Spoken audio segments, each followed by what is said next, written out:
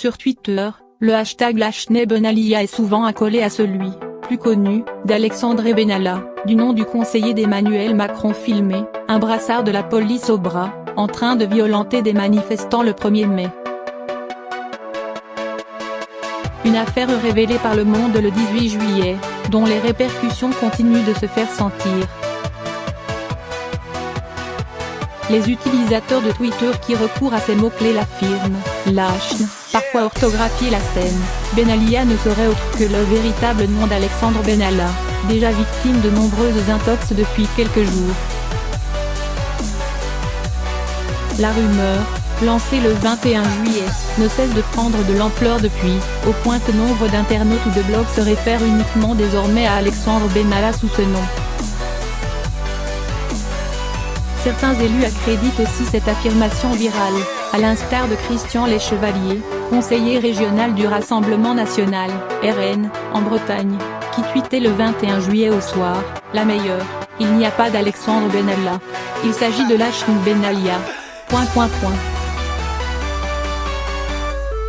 On voit trop bien pourquoi, des Macron à la presse, dont c'est la spécialité, ce mensonge supplémentaire s'est ajouté aux autres.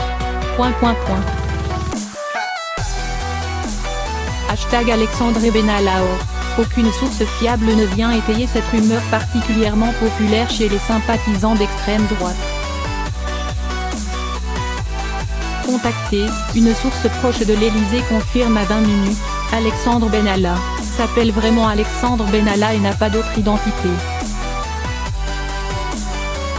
À l'origine de l'intox en vogue et sur son prétendu alias, on trouve un article du blog Le Billet de Léon connu pour ses propos racistes et antisémites, titré Lachnai Benalia, alias Alexandre Benalla, la République des Brancs. L'auteur y commente l'affaire Benalla avant de conclure, sans citer la moindre source, et puis, pour la petite histoire, Alexandre Benalla se nomme en fait Lachnai Benalia, il est bien connu dans les associations musulmanes de la région parisienne. L'article est repris peu de temps après par la plateforme Réseau Libre - un réseau de patriotes censé lutter contre l'invasion musulmane - qui le tweet dans la foulée. La rumeur est lancée sur les réseaux sociaux, elle connaît alors rapidement un effet boule de neige, et entraîne la création du hashtag Lachnai Benalia. Les sites d'information qui évoquent l'affaire Benalla de manière factuelle n'y échappent pas non plus, certains commentaires y relayent la rumeur. J'ai appris ça par un internaute qui a trouvé ça sur un site appelé Léon Franc. Ne comptez pas sur les gros médias pour vous informer, son vrai nom est Lachnai Benalia d'après ce qu'on peut lire ici ou là, peut-on ainsi lire en réaction à différents articles.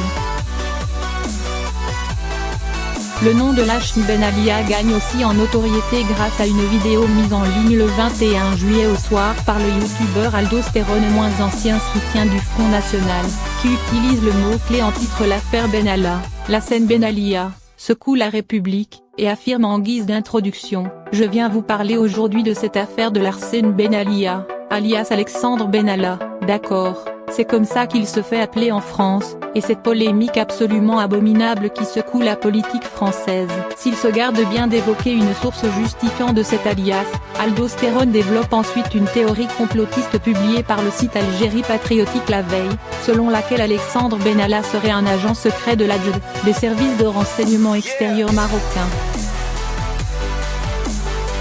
Or, l'article en question prétend simplement s'appuyer sur des sources informées pour développer une thèse complotiste encore plus poussée.